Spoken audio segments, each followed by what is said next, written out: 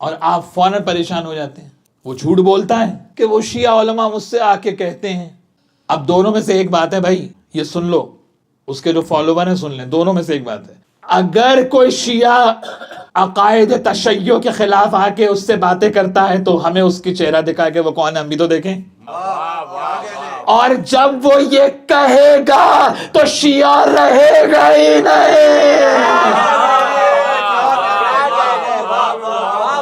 ये है उस मिर्जा को और उस मिर्जा के फॉलोवर्स को पैगाम मेरा कि अगर कोई शिया तुमसे अकायद तशय्यो के खिलाफ आके कान में बातें करता है तो उसका चेहरा दिखाओ हमें कौन है वो हम भी तो देखें।